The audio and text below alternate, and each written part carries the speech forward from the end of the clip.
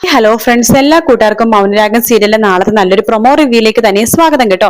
Channel ആദ്യമായിട്ട് കാണുന്നുണ്ടെങ്കിൽ ഒന്ന് സബ്സ്ക്രൈബ് ചെയ്ത് ലൈക്ക് ചെയ്ത് സപ്പോർട്ട് ചെയ്യണേ.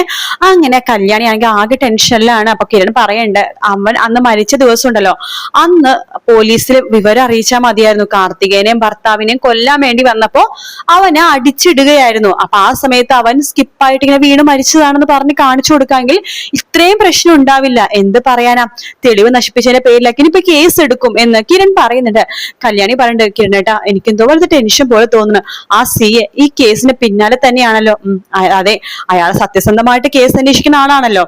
അതുകൊണ്ട് അതായത് എതിരെയുള്ള ആൾക്കാർ നല്ലവരാണെങ്കിൽ പോലും അയാൾക്ക് കിട്ടിയേക്കണ കേസ് എന്താണോ അത് തെളിയിക്കാനേ അയാൾ നോക്കുള്ളൂ. എന്തായാലും അന്യടുത്ത് കാണാൻ കല്യാണി, നീ ടെൻഷൻ ആവല്ലേ, ഞാനില്ലേ നിന്റെ കൂടെ എന്നൊക്കെ പറയാണ്. അതിനുശേഷം കല്യാണി പറഞ്ഞു, നീ കിടന്ന് ഉറങ്ങിക്കുക, ടെൻഷൻ ഒന്നും ആവില്ലെന്ന് പറയണ്ട്. കല്യാണി ഇങ്ങനെ കിടക്കുമ്പോഴേക്കും കിരൺ ഉറങ്ങാൻ പറ്റുന്നുണ്ടോ. കിരണ് ഒരു ചെറിയ ടെൻഷനും കാര്യങ്ങളൊക്കെ ഉണ്ട്. അങ്ങനെ രാവിലെ തന്നെ സരിയു രാഹുലിനെ വിളിക്കണം. അച്ഛ, എന്തായി കാര്യങ്ങളൊക്കെ മോളെ, ഞാനിപ്പോ സൈറ്റിലുണ്ട്, ഒന്നുകൊണ്ട് പേടിക്കണ്ട. അവൾ അവിടെ നിന്ന് ഇറങ്ങുമ്പോ തന്നെ നീ എനിക്ക് മിസ് കോൾ തന്നാൽ മതി, ഞാൻ കാര്യങ്ങളൊക്കെ വേണ്ട പോലെ ചെയ്തോളാം. പിന്നെ അവളുടെ കൂടെ കിരൺ ഉണ്ടെങ്കിൽ മാത്രം നീ എന്നെ വിളിച്ചു പറയണേ മോളെ.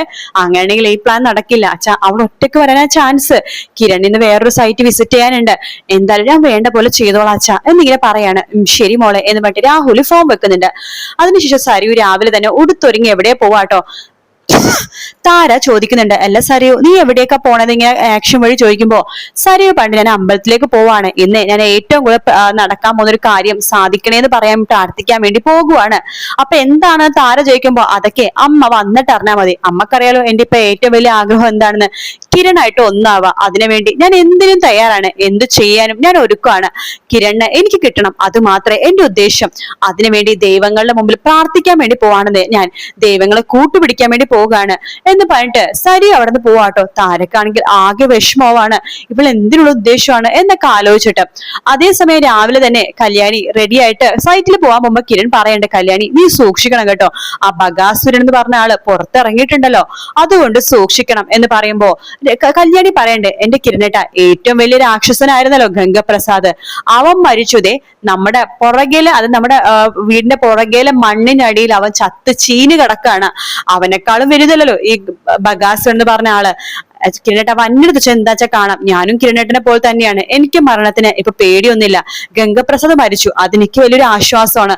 എന്റെ അമ്മേനെ കൊന്നതല്ലേ, അതുകൊണ്ട് എന്റെ അമ്മക്ക് ഇപ്പൊ സമാധാനമായിട്ടുണ്ടാവും എന്നൊക്കെ കല്യാണി പറയണ്ടേ. എങ്കിലും മോളെ നീ സൂക്ഷിക്കണം, രാഹുൽ പുറത്തിറങ്ങി തന്നെ നിന്നെയും എന്നെയൊക്കെ കൊല്ലാൻ വേണ്ടിയിട്ടാണ്. ആ കാര്യത്തിൽ ഒരു സംശയവും വേണ്ട കിരണേട്ട, അതൊക്കെ എനിക്കറിയാം. പക്ഷേ അയാൾക്ക് 2 ആഴ്ചയിലെ പരോളുള്ളൂ. ആ സമയത്ത് അയാൾ ഇതിനെയൊക്കെ മുതിരോ? കാരണം അയാൾക്ക് എല്ലാ ദിവസവും പോലീസ് സ്റ്റേഷനിൽ പോയിട്ട് ഒപ്പിടണം, അങ്ങനെ അവിടെ പോയിട്ട് ഹാജരാവണം. അതിനിടയ്ക്ക് ഇതും കൂടി ചെയ്ത് കഴിഞ്ഞാൽ അയാൾക്ക് പിന്നെ പുറത്തിറങ്ങാൻ പറ്റാത്ത അവസ്ഥയാവില്ലേ. അതൊക്കെ ശരി തന്നെയാണ്, പക്ഷെ രാഹുലിന്റെ സ്വഭാവം എനിക്ക് നന്നായിട്ട് അറിയാം. നീ സൂക്ഷിക്കണം, അല്ലെങ്കിൽ ഞാനും കൂടി നിന്റെ കൂടെ വരട്ടെ എന്ന് കിരൺ പറയുമ്പോ കല്യാണി പറഞ്ഞിട്ട്, കിരണേട്ടാ ഞാൻ പോയിക്കോളാം, എനിക്ക് പേടിക്കേണ്ട ഒരു ആവശ്യമില്ല എന്നൊക്കെ പറഞ്ഞിട്ട് കല്യാണി അവിടെ നിന്ന് പോകാൻ വേണ്ടി റെഡി ആവട്ടെ. അപ്പൊ കിരൺ പറയണ്ട, എന്തായാലും നമുക്ക് ഓഫീസിലേക്ക് പോവാം, അവിടെ നീ പോയിക്കോ, ഞാൻ വേണമെങ്കിൽ ഹരിയേട്ടനെ വിടാം, വേണ്ട കിരണേട്ടാ ഡ്രൈവർ ഉണ്ടല്ലോ കൂടെ എന്ന് കല്യാണി പറയണ്ട. അങ്ങനെ കല്യാണിയും കിരണും കൂടി രാവിലെ തന്നെ ഓഫീസിലേക്ക് വരുവാട്ടോ. അപ്പൊ കല്യാണി ഇല്ല എന്നൊരു സന്തോഷത്തിൽ നമ്മുടെ കിരൺ മാത്രമല്ലേ ക്യാബിനിലുള്ളൂ എന്ന് വെച്ചിട്ട് നമ്മുടെ സരിയു ആണെങ്കിൽ വേഗം തന്നെ അവിടേക്ക് ഓഫീസ് റൂമിലേക്ക് വരികയാണ്. അപ്പൊ കല്യാണിനെ കാണുമ്പോൾ ഞെട്ടിപ്പോവാണ്. അല്ല കല്യാണി നീ എന്തോ സൈറ്റ് വിസിറ്റ് ചെയ്യാൻ പോകുന്നു പറഞ്ഞിരുന്നല്ലോ. അതെ പോണം, അല്ല ഞാൻ ഡിസൈൻ ചെയ്ത ആ ഒരു കൺസ്ട്രക്ഷൻ ചെയ്ത ആ ഒരു സൈറ്റ് അല്ലേ? അതെ അതെ. എപ്പോഴാ കല്യാണി പോണത്? ഇപ്പൊ തന്നെ ഇറങ്ങും, ഞാനിവിടെ വന്നത് കുറച്ച് കാര്യങ്ങൾ ചെയ്യാൻ വേണ്ടിയിട്ടാണ്, ഇപ്പൊ തന്നെ ഇറങ്ങുമെന്ന് പറയാണ്. കിരണെ നീ പോകുന്നുണ്ടോ? ഇല്ലടി എനിക്ക് വേറെ കുറച്ച് പണിയുണ്ട് എന്ന് പറയാണ്. കല്യാണി പറയണ്ടേ, എങ്കിൽ ഞാൻ പോയിട്ട് വന്നാലോ കിരണേട്ടാ. സരിയോ പറയണ്ട, കല്യാണി നീ സൂക്ഷിക്കണം, ആ ബഗാസ് എന്ന് പറഞ്ഞ എന്റെ അച്ഛൻ പുറത്തിറങ്ങിയിട്ടുണ്ട്, അറിയാലോ. നിന്നെയും കിരണിനെ ഇല്ലാതാക്കാൻ വേണ്ട അയാളുടെ ഉദ്ദേശം. ജയിലിനകത്താണെങ്കിൽ മനോഹരനെ ഇല്ലാതാക്കുമെന്നെങ്കിലും വിചാരിക്കായിരുന്നു, പുറത്തിറങ്ങിയോണ്ട് നിങ്ങൾ എന്തെങ്കിലും ചെയ്യുമെന്ന് എനിക്ക് പേടിയുണ്ട്. അതുകൊണ്ട് കല്യാണി നീ സൂക്ഷിക്കണം. കിരണെ നിനക്കും കൂടി ഇവളുടെ കൂടെ പോയിക്കൂടായിരുന്നോ? ഞാൻ പറഞ്ഞതാണ് സരിയോ, ഇവളെ കേൾക്കണ്ടേ? എന്റെ സരിയോ എനിക്കൊരു കുഴപ്പമില്ല, നിങ്ങൾ എല്ലാവരും കൂടി പറഞ്ഞ് എന്നെ പേടിപ്പിക്കാതിരുന്നാ മതി. എങ്കിലും കല്യാണി എന്നൊക്കെ പറയുമ്പോഴേക്കും കിരൺ പറയണ്ട, സരിയോന്റെ ഈ സ്വഭാവം ശരിക്കും ഞെട്ടിക്കുന്നത് തന്നെയാണ്. ഞങ്ങൾ ഇത്രമാത്രം കെയർ ചെയ്യുന്നുണ്ടല്ലോ, നിന്റെ സ്വഭാവം ഇനി മാറാതെ നോക്കിയാൽ മാത്രം മതി സരിയു എന്ന് പറയാണ്. സരിയു പറയണ്ടേ, എന്റെ സ്വഭാവം ഒരിക്കലും ഇനി മാറില്ലടാ, ഞാനിനി എങ്ങനെ മാറാനാണ്? ജീവിതത്തിൽ കിട്ടേണ്ട തിരിച്ചടികളൊക്കെ എനിക്ക് കിട്ടിക്കഴിഞ്ഞു, ഇനി ഞാൻ എന്തിനു വേണ്ടിയിട്ടാണ് ഇനി സ്വഭാവം മാറ്റേണ്ട കാര്യം ഒന്നും എനിക്കില്ല, നഷ്ടപ്പെടാനൊന്നും എനിക്കില്ല. പിന്നെ ഞാൻ എന്തിനാണ് കിരണ ഇനി സ്വഭാവം മാറ്റുന്നത്? എനിക്കിനൊരു സ്വഭാവം മാറ്റമില്ല. നിങ്ങളെ രണ്ടുപേരെ എന്നെ സ്നേഹിക്കുന്നവരെ തിരിച്ചു സ്നേഹിക്കുക, എന്റെ മോളെ നല്ല നിലയിൽ എത്തിക്കുക, അത്രയൊക്കെ തന്നെ എനിക്ക് ആഗ്രഹമുള്ളൂ എന്നൊക്കെ സരിയു പറയാണ്. കിരണേട്ട സംസാരിച്ചിരുന്ന സമയം പോയി, എന്നാ ഞാൻ പോയിക്കോട്ടെ എന്ന് ചോദിക്കുകയാണ്. അപ്പൊ സരിയു വേണ്ട, എന്നാ ഞാനും പോകുവാണ് കേട്ടോ, എനിക്ക് കുറച്ച് വർക്ക് ഉണ്ട് എന്നിട്ട് സരിയു അങ്ങോട്ടേക്ക് പോകുന്നുണ്ട്. ആ സമയത്ത് സരിയു പോയല്ലോ എന്നിട്ട് കിരണ കല്യാണി ഇങ്ങനെ ചേർത്ത് പിടിക്കുകയാണ്. എന്നിട്ട് കല്യാണി നെറ്റിയിൽ ഒരു ഉമ്മ കൊടുക്കുന്നുണ്ട്. സരിയു തിരിഞ്ഞു നോക്കുമ്പോ കാണുന്ന കാഴ്ച കിരൺ കല്യാണിക്ക് ഉമ്മ കൊടുക്കണതാട്ടോ. സരിയുവിനെ ദേഷ്യം വരും കേട്ടോ. അവൻ കൊടുക്കുന്നു, ആ കൊടുത്തോ അവസാനം ഉമ്മയല്ലേ എന്നൊക്കെ പറഞ്ഞിട്ട് സരിയു വേഗം തന്നെ അപ്പുറത്തേക്ക് പോകുന്നുണ്ട്. കല്യാണി പറഞ്ഞിട്ട് എന്നാ ശരിക്കും കേട്ടോ ഞാൻ പോയിട്ട് വരാം എന്ന് പറഞ്ഞിട്ട് കല്യാണി അവിടെ നിന്ന് പോകുവാട്ടോ. അതിനുശേഷം നേരെ പോണ സൈറ്റിലേക്കാണ്. അപ്പൊ ഹരിയേട്ടനൊന്നും കൂടെയൊന്നും ഇല്ല, ഡ്രൈവർ മാത്രമേ കല്യാണിന്റെ കൂടെ ഉള്ളൂ. കല്യാണി സൈറ്റിലേക്ക് പോകുകയാണ്. അവിടെ രാഹുൽ കല്യാണിനെ കാത്ത് നിൽക്കുന്നുണ്ട്. കല്യാണിനെ കൊലപ്പെടുത്താൻ വേണ്ടി തന്നെ രാഹുൽ കാത്ത് നിൽക്കുകയാണ്. കല്യാണി അവിടെ നിന്ന് ഓടി മാറി രക്ഷപ്പെടാൻ നോക്കുന്നുണ്ടെങ്കിലും രാഹുൽ ആ ഒരു വലിയ കത്തി എടുത്തിട്ട് കല്യാണിനെ കുത്താണ്. പക്ഷെ ആ സമയത്ത് അവിടെ നമ്മുടെ ഹോസ്പിറ്റലിൽ കൊണ്ടുപോകാൻ വേണ്ടി ഡ്രൈവർ മാത്രമല്ല വേറെ ആരും അവിടെ വരുന്നുണ്ട്.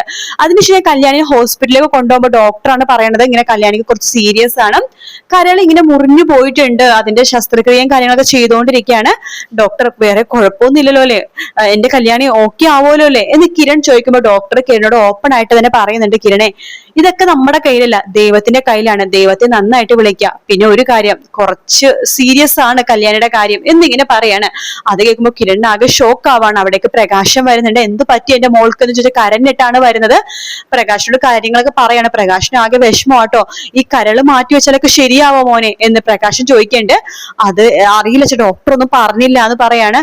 എന്റെ കരള് ആകെ പോയി കിടക്കാണ്, ഞാൻ എന്റെ മോൾക്ക് എന്റെ കരള് കൊടുത്താനെ. അപ്പൊ കിരൺ പറയണ്ട, അച്ഛ അവൾക്ക് സ്യൂട്ട് ആവുന്നുണ്ടെങ്കിൽ ഞാൻ എന്റെ കരള് കൊടുക്കാൻ വരാം, ഞാൻ റെഡിയാണ് അച്ഛ എന്ന് പറയാണ്. മോനെ എന്തായാലും എന്റെ മോൾക്ക് എന്ത് സംഭവിച്ചു, ഇവള് എല്ലാവർക്കും നല്ലത് മാത്രമേ ചെയ്യുന്നുള്ളൂ, പിന്നെ എന്റെ മോൾക്ക് മാത്രം എന്താ വരുമ്പോ ഇങ്ങനെ ദുരന്തമൊക്കെ വരുന്നത്, ഇതിൽ അതെല്ലാത്തിനും പേരിലും അയാളാണച്ച ആ ബഗാസുരൻ. എനിക്ക് മനസ്സിലായി, അവൻ തന്നെയായിരിക്കും, അവന്റെ ഉദ്ദേശമൊക്കെ എനിക്ക് മനസ്സിലാവുന്നുണ്ട്. അല്ല സരിയും ഉണ്ടായിരുന്നു ഒന്ന് ഓഫീസിൽ എന്ന് നമ്മുടെ പ്രകാശ് ചോദിക്കുമ്പോ കിരൺ പറയണ്ട, സരിയും ഉണ്ടായിരുന്നു എന്താ അച്ഛാ, ഒന്നുമില്ല എന്ന് പറയാണ്. അപ്പൊ കിരണിന് ഒരു സംശയം തോന്നാട്ടോ. പ്രകാശിനെ ഏകദേശം ഒക്കെ മനസ്സിലായി ഈ ബഗാസുരൻ അത് രാഹുൽ ഇത് ചെയ്തിട്ടുണ്ടെങ്കിൽ അത് സരുവിനെ വേണ്ടിയിട്ടാണെന്നുള്ള കാര്യം മനസ്സിലാക്കാനുള്ള ബോധം പ്രകാശിനുണ്ട്. പക്ഷെ വേറെ ആർക്കും ഇല്ല. അങ്ങനെ പ്രകാശിനെ ഐസിയുനുള്ളിൽ കയറി കല്യാണിനെ കാണുന്നുണ്ട്. അത് മാത്രമല്ല കല്യാണിക്ക് പറ്റിയ കരൾ എങ്ങനെയെങ്കിലൊക്കെ ഒപ്പിച്ചു കൊടുക്കാൻ വേണ്ടി നിൽക്കാണ് കിരൺ. കിരൺ വേണമെങ്കിൽ കിരണിന്റെ കരളും കൊടുക്കാൻ റെഡി ആയിട്ട് നിൽക്കാണ്. പക്ഷെ കിരൺ അത് കൊടുക്കാൻ വേണ്ടി സരയു സമ്മതിക്കില്ലല്ലോ. സരയു പറയോ എന്റെ കിരണ്ട ഒരു മുടിനാരിട പോലും ഞാൻ ആർക്കും കൊടുക്കില്ല എന്ന് പറഞ്ഞിട്ടാണല്ലോ സരയു നിൽക്കുന്നത്. എന്തായാലും കല്യാണിയുടെ അവസ്ഥ എന്താകും എന്നുള്ളത് നാളത്തെ എപ്പിസോഡിൽ നമുക്ക് അറിയാൻ സാധിക്കുള്ളൂ. കാരണം നാളെയാണ് നമ്മളെ രാഹുൽ കല്യാണിനെ കുത്തുന്ന ഭാഗം വരുന്നത്. മറ്റന്നാളായിരിക്കും ഹോസ്പിറ്റലിലെ കാര്യങ്ങളൊക്കെ. അത് കഴിഞ്ഞിട്ട് പിറ്റേ ദിവസമായിരിക്കും നമ്മുടെ രാഹുലാണ് ഇതിന്റെ പിന്നിലെന്ന് അറിയാൻ പോണതും പിന്നെ കല്യാണിക്ക് ആരാണ് ഇത് ദാനം ചെയ്യാൻ പോകുന്നുള്ള കാര്യങ്ങളൊക്കെ നാളെ കഴിഞ്ഞിട്ടുള്ള എപ്പിസോഡ്സിൽ അറിയാൻ പറ്റുള്ളൂ കേട്ടോ. അപ്പൊ വീഡിയോ ഇഷ്ടപ്പെടുകയാണെന്നുണ്ടെങ്കിൽ ലൈക്ക് ചെയ്യാനും സബ്സ്ക്രൈബ് ചെയ്യാനും കമന്റ് ചെയ്യാനും മറക്കല്ലേ. മറ്റൊരു വീഡിയോ ആയിട്ട് കാണാം friends. Take care, bye bye.